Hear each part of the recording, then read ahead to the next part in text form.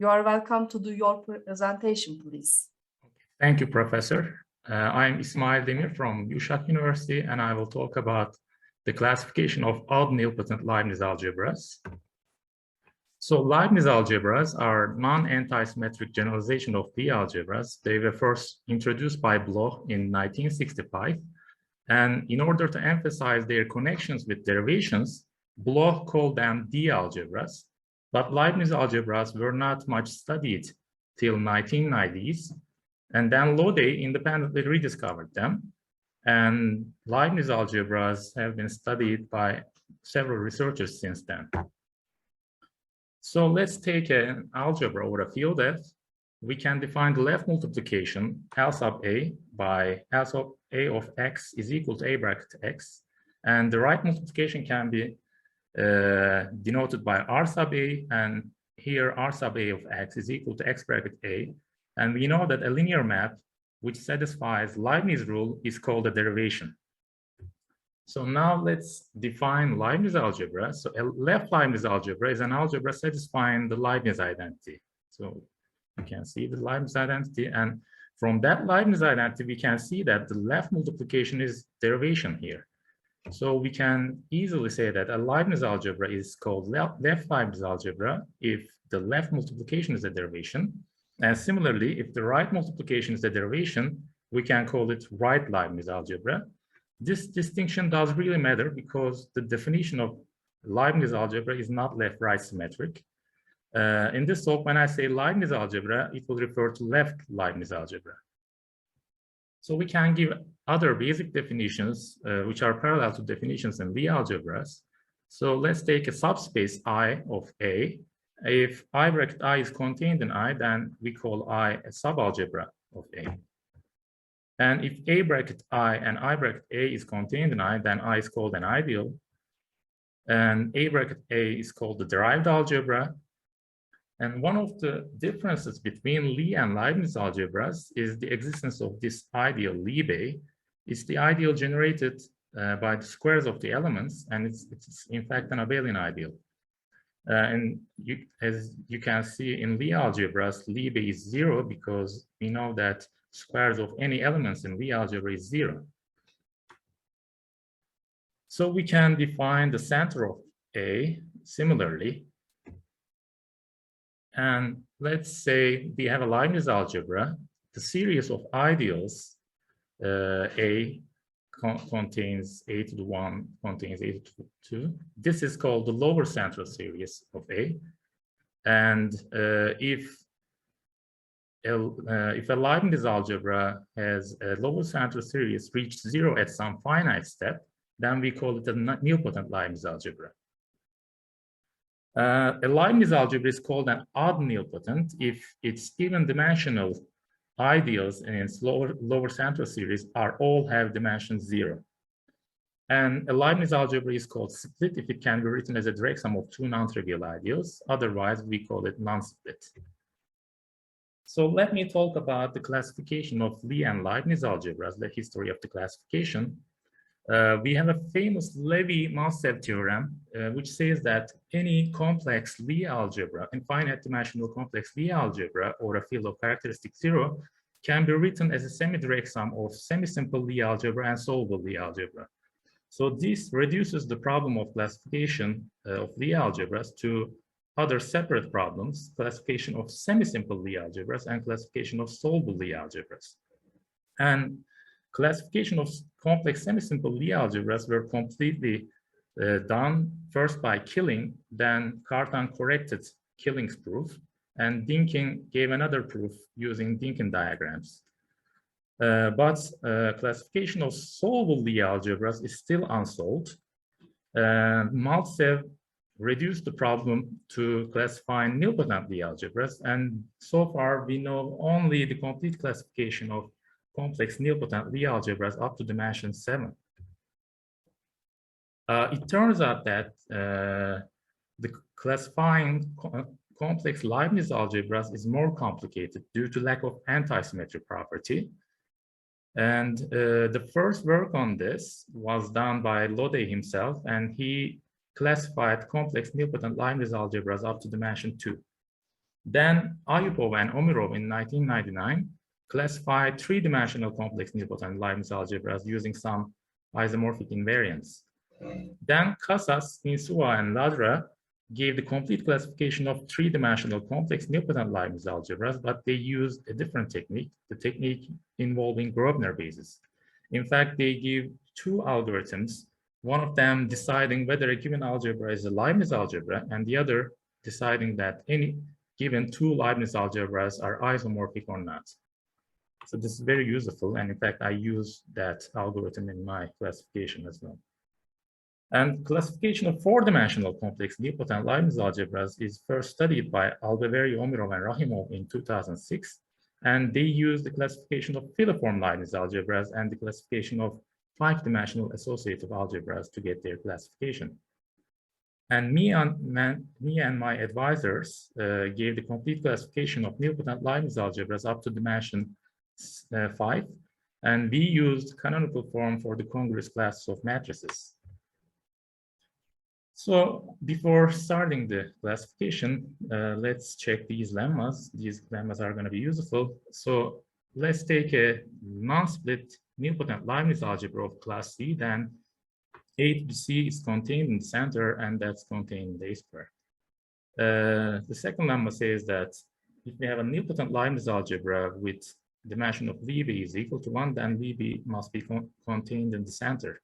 And we have another lemma which is given a relation between the dimension of A cubed Libby and A squared.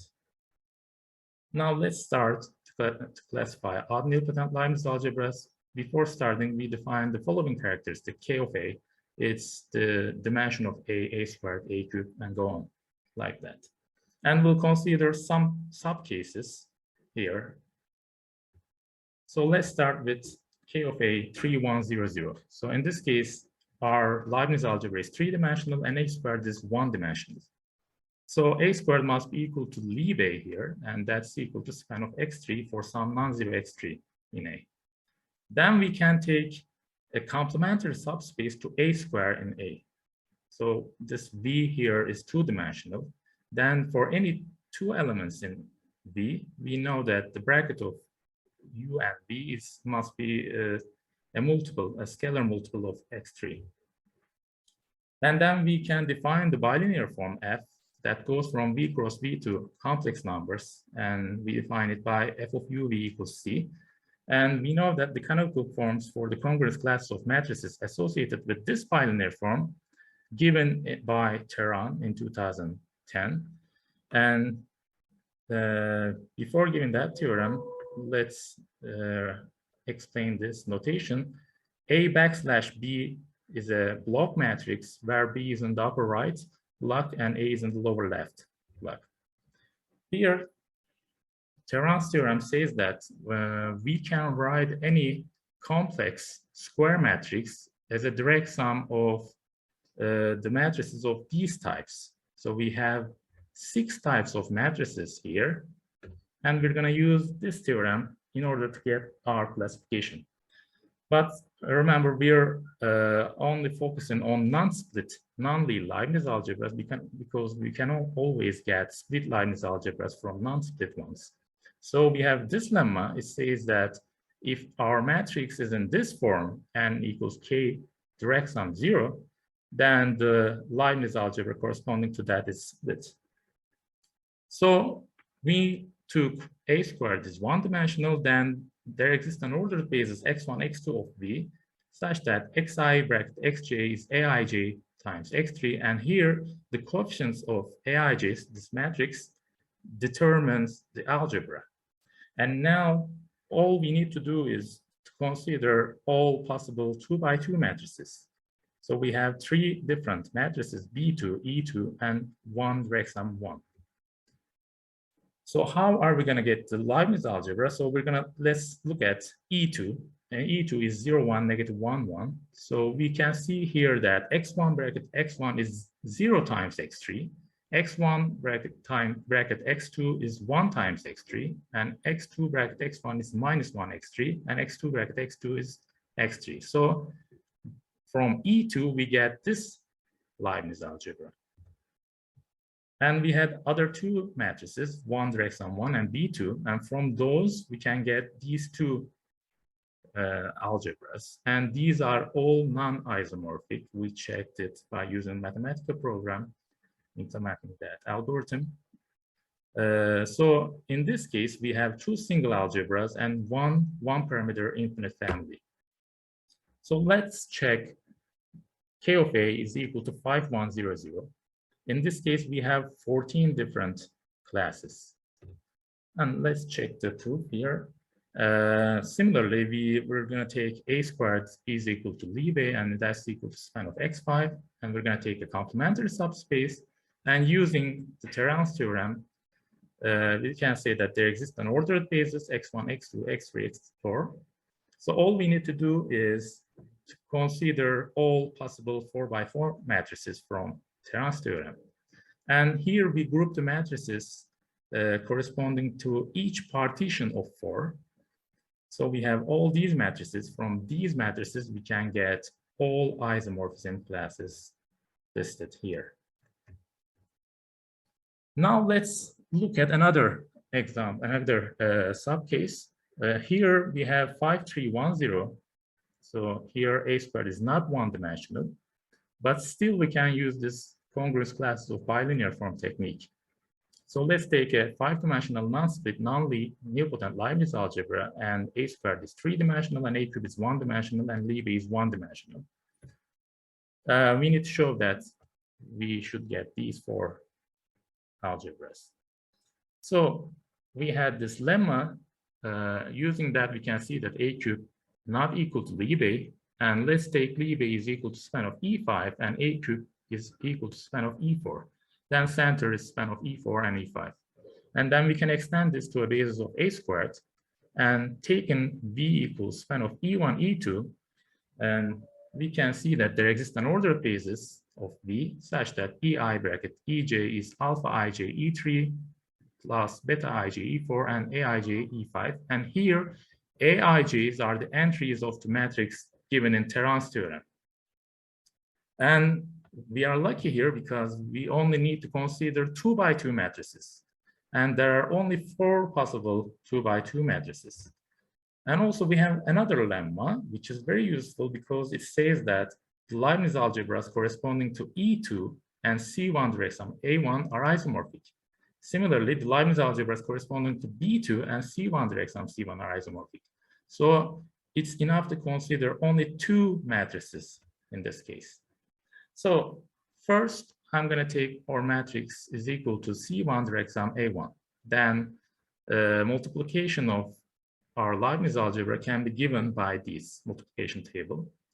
And in this case, we're going to consider 2 cases. When beta 2 equals 0, with this base of change, we can see that this algebra is isomorphic to A1 listed before. And if beta 2 is not equal to 0, again, we're applying this simple change of basis and get A2. And now we're going to do it for the matrix C1 direct sum C1. Then we have this multiplication table. And the first case, when beta 2 equals 0, yields the Leibniz algebra A3. And the other case, from the other case, we can get A4. So we can use this bilinear form technique to get other cases. So I did it, and let me share you the number of isomorphism classes. And here we show that in this case, when 3100, we had only 2 single algebras and one parameter infinite family. When K of A is equal to 5100, we had 9 single algebras, 4 one-parameter infinite families, and 1 two-parameter infinite families. When K of A is equal to 5300, there exists no single algebra. When it's 5310, there are only 4 single algebras. When K of A is equal to 7100, so A is 7-dimensional here, we have 30 single algebras, 13 one-parameter infinite families, 3 two-parameter infinite families, and 1 three-parameter infinite family. And I also consider another case when K of A is equal to 75310. And in that case, we have 5 single algebras, 2 one-parameter infinite families, and 1 two-parameter infinite family. So actually, let me recall you that the number of different isomorphism classes of 6-dimensional complex nilpotent Lie algebras were only 20. But here in Leibniz algebras, even for these subcases, we got some infinite families. So this may give you an idea how hard, how wild the classification of Leibniz algebras is. So as a future work, I would like to apply this congruence classes of bilinear form technique in order to get the complete classification of nilpotent Leibniz algebras with dimension of Lie is equal to 1. And similarly, with the same technique, I intend to get the classification when A squared, when the derived algebra is n minus 2-dimensional. And also I would like to complete the classification of complex Odd-Nilpotent Leibniz algebras up to dimension 7. And here are my references. And thank you for taking your time to listen to me. Any questions? Thank you, Professor Demir, for your valuable presentation.